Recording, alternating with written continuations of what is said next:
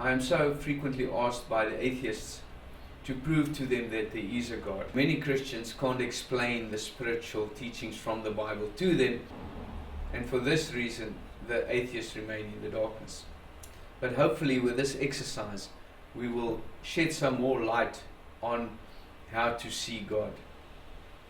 First of all, Revelation 1:7. Behold, he cometh with clouds, and every eye shall see him, and they also which pierced him. God makes it very clear that when God comes, every eye shall see him.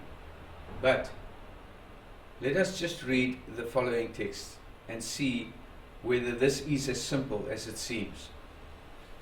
Matthew 24 from the 30th verse.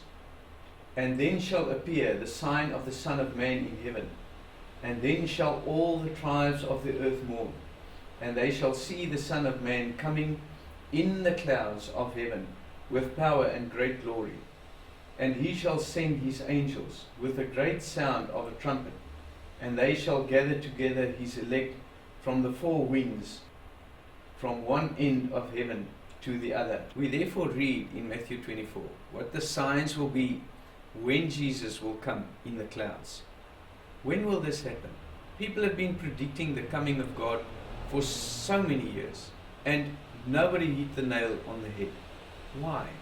A big mistake the Christians make is that they read a text but they don't follow on. And normally, or many times, the answer lies within the next verse. As we will see, we will read Matthew 24 again from the 32nd verse. Now learn a parable of the fig tree. When his branch is yet tender, and putteth forth leaves, ye know that the summer is nigh. So likewise he, when he shall see all these things, know that it is near, even at the door. When we see these signs, we will know that Jesus is coming. Verily, verily, I say unto you, this generation shall not pass till all these things be fulfilled. What do we learn from this? Jesus is telling the people who were standing with him over 2,000 years ago when he would come in the clouds. And when would that be? Verily I say unto you, this generation shall not pass till all these things be fulfilled.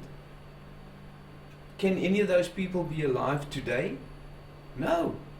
Then this must have happened. So what do? If we do not understand it, do we merely ignore these texts? Or should we rather try and find the truth? He makes it very clear that these things would have happened while they were with Jesus on earth. Let us read from Mark 9, the first verse, and see what Jesus tells us in this text. And he said unto them, verily I say unto you, that there be some of them that stand here, which shall not taste of death, till they have seen the kingdom of God come with power. In other words, some of the people that were with Jesus there in Mark 9 would not taste death until they have seen the kingdom of God come with power. When would that have been? That would also have been while that generation was still alive. Did the kingdom of God come then? And why don't anybody know about it? Is it visible? Is it invisible? What is Jesus trying to tell us? When we read from Matthew 10, the 22nd verse, Jesus tells his disciples, and he shall be hated of all men for my name's sake, but he that endureth to the end shall be saved.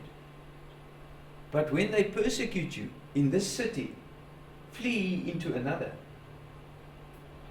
For verily I say unto you, ye shall not have gone over the cities of Israel till the Son of Man be come. In other words, before the disciples gone through the cities of Israel, Jesus would have come. Revelation 1:7 makes it very clear. Behold, I cometh with clouds, and every eye shall see him, and they also which pierced him. These texts are contradicting each other. What shall we do now? Shall we ignore Revelation 1 and read from the other texts and accept them? Or should we just ignore those texts and teach that Jesus will come in the clouds and that's the bottom line? We can't do that. If we do this, then the Bible is contradicting itself, because he makes it very clear that Jesus would come in clouds, every eye shall see him. But in Matthew 24 and Mark 9, he has come already. We therefore have to get some light and understanding concerning these matters. Let us read from 2 Corinthians 4:18. While we look not at things which are seen, but at things which are not seen. For the things which are seen are temporal, but the things which are not seen are eternal. In other words, this body is not eternal. It is seen. We can see it with a physical eye, and therefore not eternal. It is temporal. The physical body will therefore not enter into the kingdom of God, because the kingdom of God is eternal. And if this body is not eternal but temporal, and my car and my wife and my kids and all my earthly belongings cannot be taken with me because they are temporal, why would God take my physical body into the kingdom of God? Then surely you will be able to take your Mercedes with you, because then you need a physical body to get around. With the Spirit, we travel in thought, and we can travel through the universe in the blink of an eye. But if I have to take my physical body into the kingdom of God or into heaven, which is so vast, I will need something to travel with. I want us to think logically. We cannot enter into the kingdom of God with a physical body, because then we will be able to take our earthly belongings with us. Is it not? Let us continue. Is it possible to see God?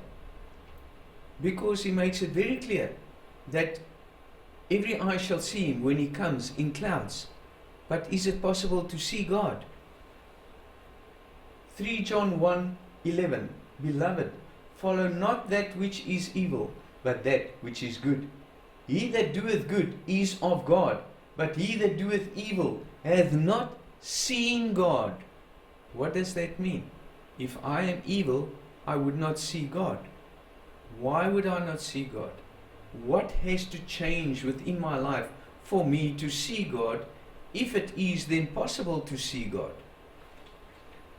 Matthew 5:8. Blessed are the pure in heart, for they shall see God. Those who are pure of heart will see God. When do we become pure of heart? When we have conquered our physical mind, when we have conquered the love we have for the physical world, when we have conquered our jealousy we have of our neighbor because they have a better home than me. We are God's children, and God will never take something away from us without giving us something better in return. When your child is playing with something that might hurt him, you will take it away from him or her, but you will give them a toy in return. You won't just take it away and say, don't play with that, because then it'll be unfair. They don't understand. God does the same. When we conquer the love we have for the physical world, our greed and our jealousy and all the evil things which makes our mind evil, he will replace it with something better. He will give us something in return, which is love, true love, which is light, true light, not the physical light, the light of understanding, the light to see the wisdom and truth of the Spirit. Blessed are the pure in heart, for they shall see God. In other words, we have to become pure in heart before we will be able to see God. All the evil thoughts we have in our hearts, is blinding our spirit eye, which sees the love and sees the Spirit.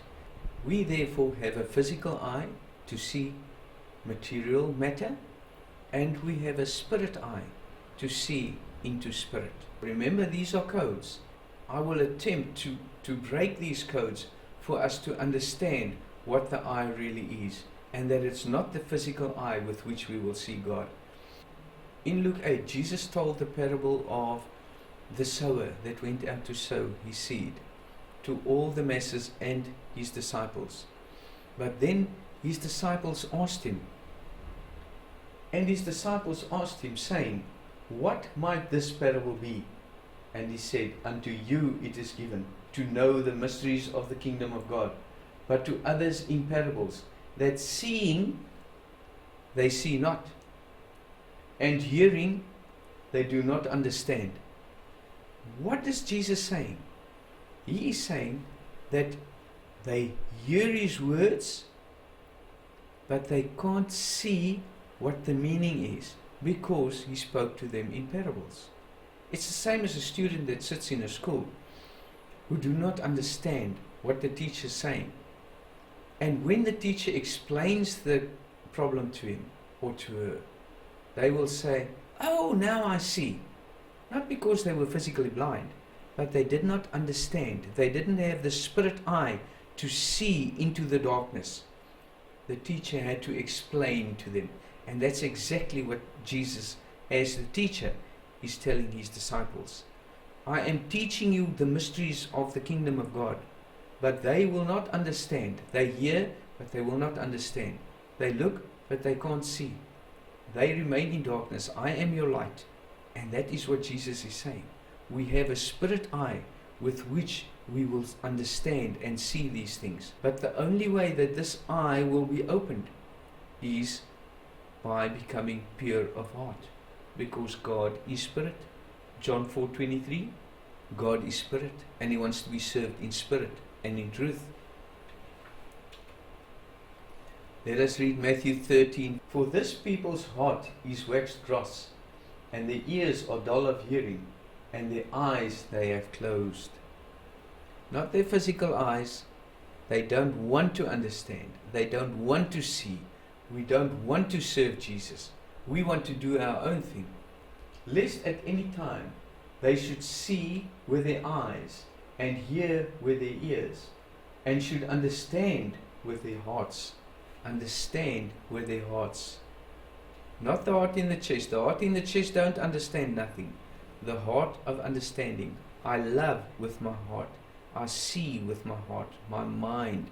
I see with my mind. I understand with my mind. When the seed is sown, it is sowed within my heart, within my mind. What is the seed? The seed is the word. When I hear the word, it enters the mind. We hear the word, it enters the mind or the heart, and then we ponder about what we heard. And it might grow, or we might reject it. But let us continue. And hear with their ears, and should understand with their heart, and should be converted, and I should heal them. But blessed are your eyes, for they see, and your ears, for they hear.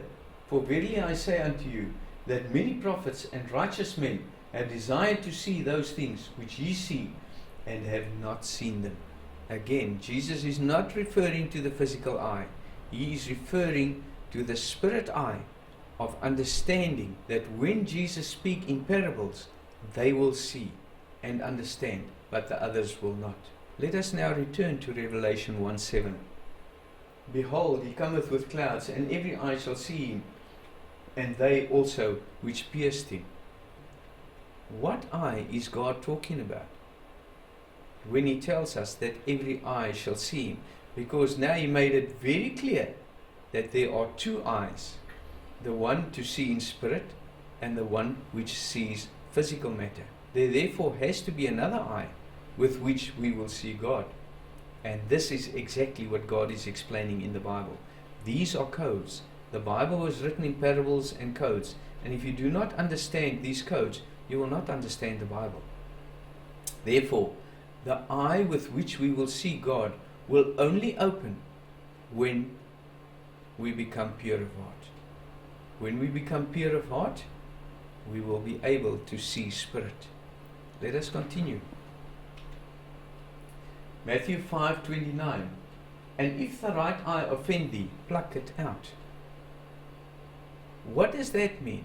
That is the eye when we see that the neighbor has a better car or a better home and we envy them or we become jealous of them. We should not do that. When we have the spirit eye of God, we become pure of heart. And when we are pure of heart, we will only love. We will only give. We will not want. And that is the difference between the physical eye, not the physical eye, the eye which sees into the physical world. And that is the eye we have to remove. The eye of jealousy, the eye of hate. We have to remove that eye for God to replace it with the eye of love and the eye of light and understanding. Luke 17:20. And when he was demanded of the Pharisees when the kingdom of God should come, he answered them and said, The kingdom of God cometh not with observation, neither shall they say, Lo here or lo there. For behold, the kingdom of God is within you. This puts us back to square one. Does the Bible contradict itself? Revelation 1:7. And when he comes in clouds, every eye shall see him. Luke 17:20. The kingdom of God cometh not with observation. The kingdom of God cometh not with observation, but every eye shall see him. And this is where the people must understand the coming of Jesus, or how to see God. If the atheist asks you, show me your God, he will not have the eye to see God, excepting if he becomes pure in heart. He will have to follow Jesus. He will have to walk this path before he will become pure in heart. And that is where the answer lies. And the same to the Christian. We read from the Bible, but we do not understand our own book. And that is why we cannot explain it to the atheist, because we do not understand it ourselves. Let us see. He will come in clouds and every eye shall see him. But what is the eye? The eye is the eye of spirit. That is exactly what Jesus teaches in Luke 8. Your eyes will see, because you are spiritual beings. You are created into my image. How are they created into his image? Because he is the Son of God. Spirit. Jesus is a spirit being. And he created his image into his disciples. The same as in a school. When I want to become an engineer has to teach me. I can't learn from a plumber. I can't learn from a doctor to become an engineer. I have to be educated and taught by an engineer. And when I go through all the phases and all my grades, I will gather all the wisdom of the engineer and become an engineer. And that is exactly what Jesus did to his disciples. He created his light and wisdom in them, for them to become apostles, because Jesus was an apostle. Jesus is an apostle. And that is where people must understand. But to see the kingdom of God come is to become pure of heart and to gain the eye of spirit. That is why Jesus makes it very clear that this generation will not pass before all these things be fulfilled. In other words, they must have happened when those people were there with him on earth. Why? Because they were the ones who had the eye to see God when he comes. And that's what people don't understand. They want to see God with a physical eye appear on physical clouds. It will not happen. God is spirit. If a spirit comes on a cloud, will you be able to see him with a physical eye? No, you can't. You can't see spirit with your physical eye. In other words, we have to attain the spirit eye, which God makes very clear in Luke 8, Matthew 13 and Mark 4, where he told his disciples, you have the eye to see, because you are created into my image.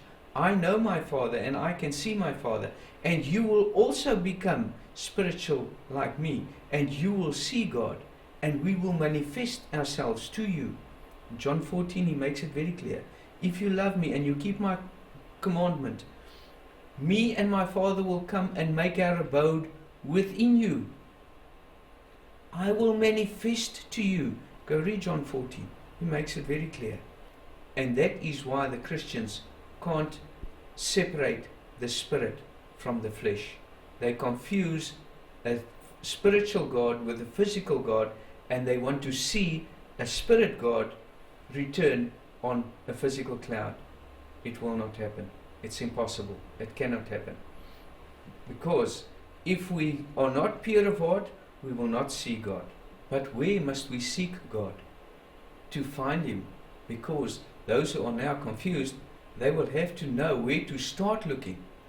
Look what Jesus told the Pharisees when they demanded of Him when the kingdom of God should come. And when He was demanded of the Pharisees when the kingdom of God should come, He answered them and said, the kingdom of God cometh not with observation. Jesus knew that the Pharisees had no spirit eye to see God. He could therefore not answer them the same as He answered these disciples, because they were looking for a physical Jesus and a physical God to reappear. But He knew that they had no eye to see God come, and that's why He told them, the kingdom of God cometh not with observation, neither shall they say, lo here or lo there. Behold, the kingdom of God is within you. How can the kingdom of God be within me? How can the entire kingdom of God be within me? That's not what God means. Remember, the kingdom of God is love. The kingdom of God is understanding. The kingdom of God is light, peace. And we find peace and love and light within our own hearts. That's where it starts. And from there, we will enter into the kingdom of God. But we have to be reborn. John 3, Nicodemus asked Jesus, how can I be reborn? He said, you have to be reborn with water and spirit, and you will enter into the kingdom of God. And this reborn spirit, which has to be born within you and created within you, that spirit will have a spirit eye. The physical body has a physical eye. The spirit body has a spirit eye, because that is from God, and that will also return to God. Therefore, you will never be able to show an atheist your God, and to tell them to look at the universe and see how beautiful the universe is will not help. We have to, if somebody wants to see God, he has to follow me, because I have seen God. It's quite simple. It's not impossible. You have to become pure of heart. And when you become pure in heart, you will see God. It's as simple as that. Therefore, if you want to teach somebody to see God and to enter into the kingdom of God, he will have to follow you. If I envy an engineer for being an engineer, and I tell him to show me what it is to be an engineer, he can't show me what it is. He can show me by his deeds, yes, or by the works he's done. But if I want to become an engineer, I'm going to have to follow him. I'm going to have to be taught by him to become an engineer. And when I gather all the wisdom that he has, I will become an engineer. It's as simple as that. And the same with the Christian and the atheist. If I want to know who this God is, I have to read the Bible. You can't go on what people say. Many people are misled because many Christians do not understand these teachings. The atheists, therefore, have to understand that we cannot give you God. God is not physical. God is spirit. And if you want to see God, you have to be taught to become pure in heart, to develop the eye, to become a newborn person, and then you will see God. God bless you.